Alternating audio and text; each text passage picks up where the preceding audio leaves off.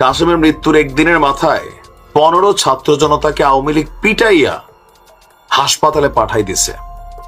কেন পাঠাই দিছে? ওইখানেও একটা মব জাস্টিস করতে গেছিল এই ছাত্র জনতা। মারামারির ঘটনা ঘটছে, আওয়ামী লীগ কিন্তু মাঝে মাঝে গর্জন দিচ্ছে। এখন কিছু গর্জন ব্যক্তিগত কারণে দিচ্ছে। আপনি কারো বাড়িতে হামলা করবেন, তো সে যদি আপনারে মারে তখন আপনি বলবেন যে আওয়ামী লীগ আমারে পিটাইছে, কিন্তু আপনি তার বাড়িতে কেন গেলেন? বিষয়টা তো যৌক্তিক হইতে হবে নাকি? আপনি একটা চেয়ারম্যান অফিসে গিয়ে তালা ঝুলাই দিবেন কেন ভাই? আইন আছে, আদালত আছে। চেয়ারম্যান অন্যায় করলে থানা পুলিশ এটার বিরুদ্ধে ব্যবস্থা নেবে। ঘটনার প্রেক্ষাপট হচ্ছে যশোরের কেশবপুরে। দেখেন, মব জাস্টিস বন্ধ করতে হবে। ছাত্র জনতা মানে এই না যে আমার যা খুশি মন চায় তাই করবো। যশোরের কেশবপুরে সাগরদাড়ি ইউনিয়ন পরিষদ চেয়ারম্যানের কক্ষে তালা দেয়াকে কেন্দ্র করে আওয়ামী লীগ এবং ছাত্র জনতার মধ্যে সংঘর্ষ হয়েছে। এতে 22 জন আহত হয়েছেন, যার মধ্যে 14 থেকে 15 জনই হচ্ছে ছাত্র জনতা। আপনার গতকালকে দুপুরে সাগরদাড়ি ইউনিয়ন পরিষদের সামনে এই ঘটনা ঘটেছে। আহতরা হলেন ছাত্র জনতার পক্ষে ইউনুস হোসেন, আবু সাইদ, মেহেদি হাসান রনি, সাগর, রকি, গোলাম মুস্তফা, আকাশ, নাইম এবং চেয়ারম্যানের পক্ষে তার ভাই কাজী মুজাহিদুল ইসলাম পান্না এবং কাজী মাঝারুল ইসলাম সোনা সহ কয়েকজন। ভাইয়ের বিপদে ভাই আগে আসছে। আচ্ছা, ঘটনার প্রেক্ষাপট কি? স্থানীয়রা বলছে যে সাগরদাড়ি ইউনিয়ন পরিষদের চেয়ারম্যান আপনার ও উপজেলা আওয়ামী লীগের সাংগঠনিক সম্পাদক কাজী মুস্তাফিজুল ইসলাম মুক্ত নিয়মিত ইউনিয়ন পরিষদ কার্যক্রম পরিচালনা করে আসছেন। বুধবার দুপুরে স্থানীয় ছাত্র জনতা পরিষদে গিয়ে চেয়ারম্যানের কক্ষে তালা ঝুলাই দিছে। বিষয়টি জানতে পাইরা চেয়ারম্যানের পক্ষের লোকজন আপনার ইউনিয়ন পরিষদের সামনে উপস্থিত হয়ে তালা খুলে দেওয়ার দাবি জানায়। তো এই সময় ছাত্ররা একটু চার্জে ছিল, তো আওয়ামী লীগের যারা এখানে ছিল চেয়ারম্যানের লোকেরা চার্জটা কমাই দিছে। আর এই কমাকমের মধ্যে কি হয়েছে, 9 জন এই মুহূর্তে হাসপাতালে ভর্তি, 15 জনের অবস্থা আশঙ্কাজনক।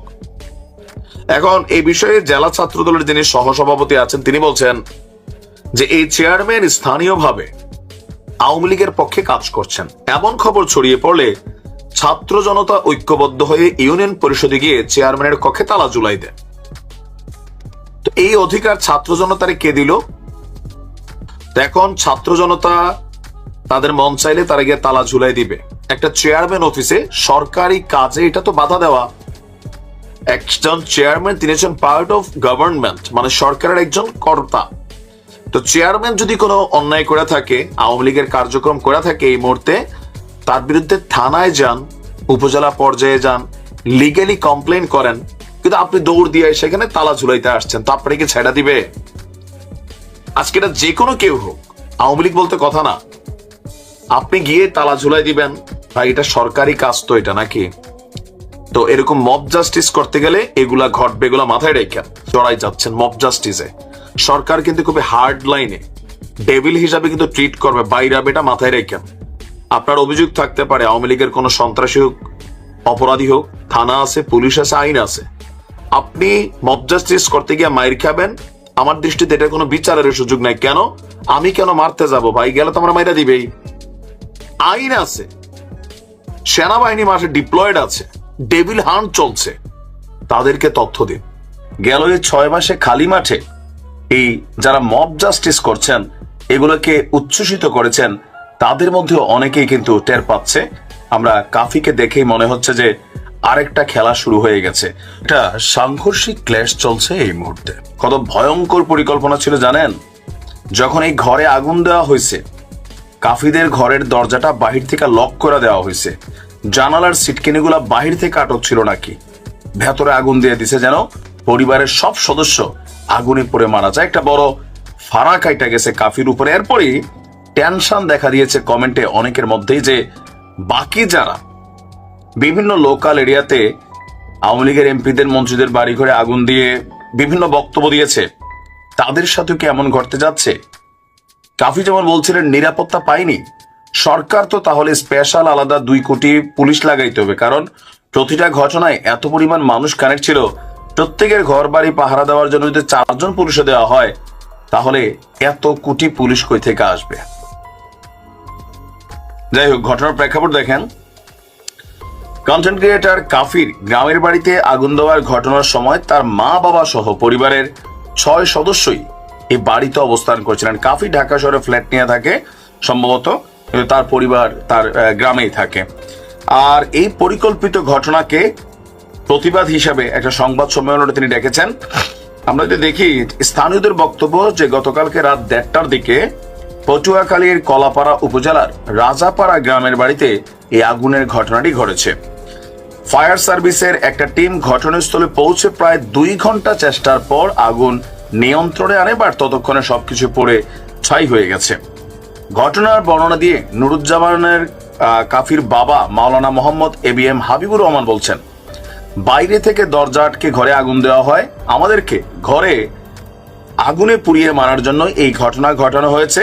বিচার চাই, আগুন লাগার পর যে যার মতো করে দরজা ভেঙে বের হয়েছি, কিছুই নেই, সব শেষ হয়ে গেছে। নগদ টাকা, স্বর্ণালংকার সহ 50 লাখ টাকার ক্ষয়ক্ষতি হয়েছে। তো কাফির প্রতিবেশী বলছেন এই আগুন পরিকল্পিতভাবে, কারণ জানালার বাইরে থেকে ছিটকিনি লাগানো ছিল। বাড়ির সবাইকে এক কাপড়ে ঘর থেকে বের হয়েছে, কোন রকমে জানে বেঁচে গেছে। আচ্ছা, তার বাবা রাজপাড়া দিন এলাহি মাদ্রাসার সুপার, তারা 2 ভাই। আর করোনাকালে কাফি আলোচনায় আসছে, আর এই অভ্যুত্থানের সময় আলোচনায় আসছে কি আসলে ঘটবে। এখন যখন কাফির বাড়িতে আগুন, আমরা এটা দেখছি যে এটা নিয়ে প্রতিবাদ হচ্ছে, আন্দোলন হচ্ছে, বৈষম্য বিরোধীরাও সম্ভবত কথাবার্তা বলবে। তো আমরা কমেন্টগুলো যখন দেখি, সেখানে বলা হচ্ছে আওয়ামী লীগের যে সকল এমপিদের বাড়িঘর ভাঙা হয়েছে তারা তো ভাই কথাও বলতে পারে না কোথাও থেকে। তাদের পরিবারের লোকেরা সে আগুনকে থামানোর জন্য চেষ্টাও করতে পারে নাই, কারণে প্রাণ চলে যায়। কাফির পয়সা আছে, টাকা পয়সা আছে, বাট এখানে যদি বাপ মার জীবনটা চলে যেত তাহলে কি হইতো।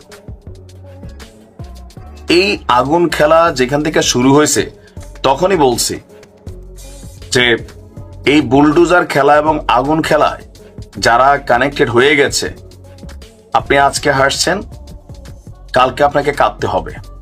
একটু খেয়াল করাই দিই,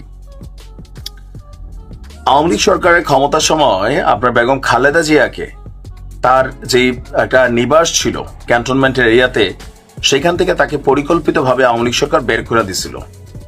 তারপর শেখ হাসিনা একটা ভাষণের মধ্যে বলছিলেন, তখনই সিদ্ধান্ত নিয়েছিলাম যখনই সুযোগ পাবো বের করে দিব। এটা দাম্ভিকতার হাসি তিনি দিয়েছিলেন। আর আজকে যখন ধানমন্ডি 32-এ আগুন লাগছিল, আগুন দিয়ে জ্বালাই দেওয়া হয়েছে, তখন খালেদা জিয়ার সেই কান্নার ভিডিওটা সামনে আসছে। আবার শেখ হাসিনাও 32-এ আগুন লাগার পর কেঁদে কেঁদে একটা ভিডিও দিচ্ছেন। এটা প্রকৃতির একটা চরম শিক্ষা।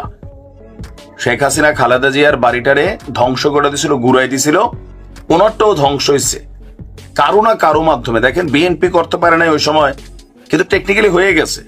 আবার 32-এ যারা আগুন দিচ্ছেন কারণে অকারণে, তাদের বাড়ি ঘরে আবার আগুন লাগা শুরু হয়েছে। আপনি খেলাটা রিপিটেড হবে এটা। আর এইসব খেলায় সবসময় সাধারণ মানুষ বিপদে পড়ে। যারা বড় মানুষ তারা খেলে, আর আমরা যারা সাধারণ মানুষ আছি এই খেলার মধ্যে পড়ে যাই। দিন শেষে আপনি মরলে, আপনার বাড়ি ঘরে আগুন লাগলে একটা নিউজ হবে, একটা প্রতিবাদ হবে, হয়তো অনেকে কিছু টাকাও পাবেন, কিন্তু একটা ঘর তো একটা স্মৃতি, একটা শৈশব কৈশোরের অনেক কিছু থাকে। এখন আমি জানি না যে এই খেলার আসলে শেষ কোথায়, কারণ কাফিরে আগুন লাগার পক্ষে, আগুনের পক্ষে হিউজ কমেন্ট আছে, পজিটিভ হিউজ কমেন্ট আছে, নেগেটিভ, দুইটা পক্ষ। বুঝছে, কাফির সে উচ্ছ্বাস দেখে এক পক্ষ বলছে নে বেটা একদম নগদে শাস্তি হয়েছে তোর উচ্ছ্বাসের, আরেক দল বলছেন যে ভাই আল্লাহ কোন রকমে প্রাণটা বাঁচিয়েছে, ধৈর্য ধরেন, সব ঠিক হয়ে যাবে। বাট সামহাউ এটা আরো বড় দুর্ঘটনা ঘটতে পারতো, পরিবারের সব সদস্য মরেও যেতে পারতো। চিন্তা করেন, আরো হয়তো অনেকের সাথে এমন ঘটনা ঘটবে। কারণ ধানমন্ডি 32 থেকে যেটা হয়েছিল সারা বাংলাদেশে মুহূর্তে ছড়াই পড়ছিল। সারা বাংলাদেশে তখন প্ল্যান ছিল না। এখন কাফির বাড়িতে আবার কোথায় ঘটে আল্লাহ ভালো জানে। ধানমন্ডি 32 ভাঙার পর কাফির কিছু উচ্ছ্বসিত ভিডিও মাউস সামনে প্রকাশ করছে যে দেখো 1 সপ্তাহের ব্যবধানে পরিবেশটা কিভাবে বদলে গেছে, এবং এটা খুবই একটা ভয়ঙ্কর বিষয় হিসাবে কিন্তু উত্থাপিত হতে যাচ্ছে। আমি বারবারই বলি যে দেখেন আপনি অন্য মানুষটার যে ক্ষতি করবেন, এই ক্ষতি আপনার দিকে ফিরে আসবে। আমরা যখন এগুলো বলি, কেউ বলেন দোসর, কেউ বলেন পক্ষের, কেউ বলেন বিপক্ষের, বাট যে মেসেজটা ক্রিয়েট করতে চাই, কখনো মব জাস্টিস, অন্য কারোর বাড়ি ঘরে আগুন দেওয়া, কারোর পরিবারের উপরে অত্যাচার নিপীড়ন করা, এটা কখনোই কল্যাণকর হয় না। আজকে এরপর কাফি একটা স্টেটাস দিয়েছেন, তো তার এই স্টেটাসের কমেন্টে কেউ কেউ লিখছেন, আবার বুঝতে পারছো যে অন্যের বাড়িতে আগুন দেওয়ার পরে যে উচ্ছ্বাস তুমি করেছো, তোমার বাড়িতে যখন আগুন লাগছে ফিলিংসটা কেমন? কেউ কেউ বলছেন যে ভাই আপনি মন খারাপ করবেন না, ধৈর্য হারাবেন না, নিশ্চয় আল্লাহ ভালো কিছু রাখছে। এখন যারা যারা যেই পক্ষের ফলোয়ার, যারা কাফির হেটার্স, তারা একরকম বক্তব্য দিচ্ছেন, যারা তার সাপোর্টার্স তারা আর একরকম বক্তব্য দিচ্ছেন। আমরা যদি দেখি যে কাফির বাড়ি হচ্ছে পটুয়াখালী জেলার কলাপাড়া উপজেলায়, 2019 থেকে কন্টেন্ট তৈরি কাজ করে। আর অমর 21 বইমেলার মধ্যে, আচ্ছা, জুলাই আন্দোলনের অংশগ্রহণ করা প্রথম দিক থেকেই তার এই বক্তব্যগুলো আমরা দেখেছি ফেসবুকে বা বিভিন্ন জায়গায়, তিনি যথেষ্ট আলোচিত হয়েছিলেন। এরপর আমরা যদি দেখি তার যে স্ট্যাটাসটা ছিল, মধ্যরাতে আমার বাড়ির রান্নাঘর সম্পূর্ণ পুড়িয়ে দিয়েছে, কোন দেশের জন্য, কাদের জন্য কথা বলেছিলাম, যুদ্ধ করেছিলাম এবং করছি, নিরাপত্তা পাইনি। এখন কাফির এই অভিযোগের জায়গাটা বা অভিমানের জায়গাটা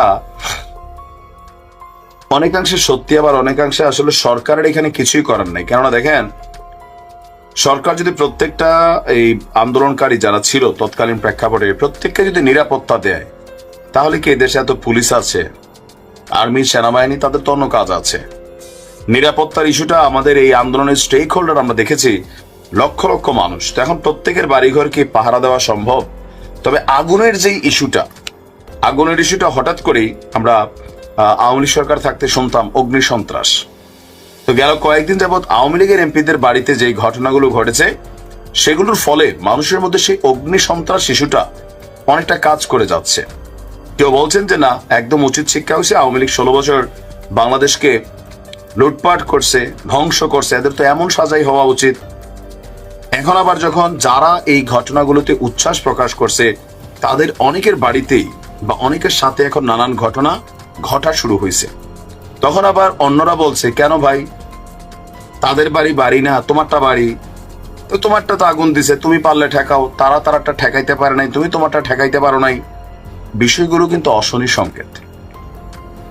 আমরা এর আগে সরকার পরিবর্তনের দৃশ্যপট দেখেছি, যারা অন্যায় করেছেন, লুটপাট করেছেন, দেশ ছেড়ে পালিয়ে গেছেন, অনেকেই মামলা খেয়েছেন, মিথ্যা মামলার শিকারও হয়েছেন, হামলারও শিকার হয়েছেন। কিন্তু আসলে কার বাড়ি ঘর এইভাবে আগুন দিয়ে পুড়িয়ে দেওয়া অথবা বুলডোজার দিয়ে গুড়িয়ে দেওয়া, এই ট্রেন্ডটা কিন্তু আমরা এর আগে দেখি নাই। এখন দেখেন, এই কথাগুলো বললে অনেকে বলবেন যে তুমি এগুলার পক্ষে অবস্থান নিচ্ছ। না, আমি ভবিষ্যতের পক্ষে অবস্থান নিচ্ছি। কারণ বাংলাদেশে নেগেটিভ জিনিসগুলো আমরা এত দ্রুত মাথায় নেই, পজিটিভ কখনো নেই না। ধরেন আওয়ামী লীগ সরকার 10টা ভালো কাজ আপনার যদি বলি, আপনার মাথায় একটাও আসবে না। কিন্তু যদি 10টা খারাপ কাজ বলি, আপনি 10,000 খারাপ কাজ বলে ফেলবেন। কেন? খারাপটা মানুষ মনে রাখে।